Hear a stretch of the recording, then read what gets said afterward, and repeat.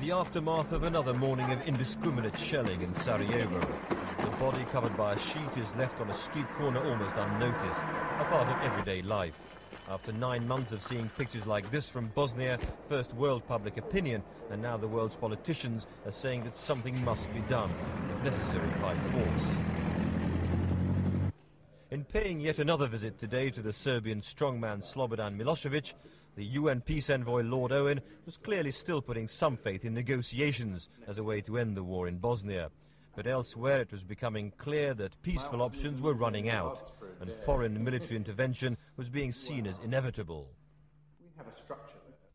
The stakes were being raised most dramatically by the British Foreign Secretary Douglas Hurd's article for the Daily Telegraph. In it he uses the undiplomatic phrase bloody-minded cruelty of the Serbs in Bosnia, and goes on, "I have always distrusted the idea of military intervention by the West to force a settlement in Yugoslavia. I still do. But the Serbs should note a change. They have brought even those of us who hold that view to the point where we can imagine armed action against them to prevent a general Balkan war." And in the European newspaper, John Major also hints at a change in Britain's so far restrained policy towards what he calls Serb arrogance. Their response has left us with no choice but to increase the pressure, he writes. A clear change of tone from the normally cautious British, and recognised as such in Belgrade, where the Yugoslav Army Chief of Staff replied in equally stark terms. The enormous power of the Federal Republic of Yugoslavia is prepared to give an adequate response to any aggression. The people are ready to move to the defence of their homeland. The reports of Muslim forces massing for a counter-offensive in the hills above Sarajevo have still to be fully confirmed, but they've given the Serbian side political ammunition. The Yugoslav president, Dobrica Ćosić, after now seen as a moderate, today aligned himself squarely with the hardline Serb nationalists by demanding that the UN Secretary-General reins in the Muslim fighters. But he added, "Should your intervention in the next few hours be fruitless, we cannot assume responsibility for the consequences that will inevitably arise."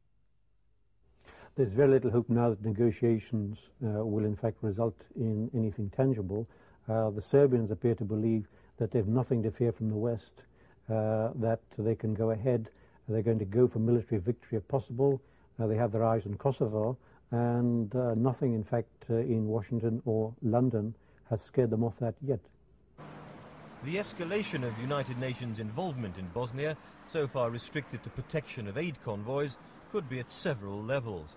The most widely talked about option so far has been to enforce the no-fly zone.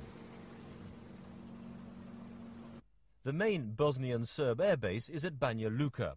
UN planes would overfly the entire area of Bosnia controlled by Serbs to ensure there were no violations of the ban. But if the Air Force from Serbia proper were to step in to help their Bosnian brethren, then that would render Serbia a legitimate target for UN military strikes. Any effort to enforce a no-fly zone would, I think, almost inevitably be drawn to involving Serbian territory. Basically, it would require that Serbian territory be monitored, presumably from AWACS aircraft, and then that aircraft be attacked somewhere between taking off in Serbia and their destination. Now, already the Americans have made clear that they find it rather difficult to envisage attacking aircraft only in the air, and they would prefer to attack aircraft on the ground, presumably in Serbia itself. A far more dramatic escalation of UN involvement in Bosnia would involve creating safe havens for Muslims. At the moment, the lion's share of the republic is controlled by the Serbs, with a smaller area to the west under Croat rule. The small pockets still held by Muslims, if turned into UN-protected areas, would have to be made secure enough to persuade hundreds of thousands of refugees that they could return safely. The difficulty of making such enclaves would vary with the size of the enclave that was attempted to be established. And also, of course, it would be a very open-ended commitment to have such a safe haven in being. We've seen already in northern Iraq that the safe haven that we created for the Kurdish people is one that we still have to support more than a year later.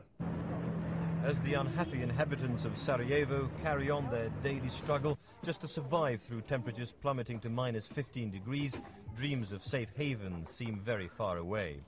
But images like this will continue to disturb the conscience of the outside world, and the pressure on politicians to act rather than just talk will soon become irresistible.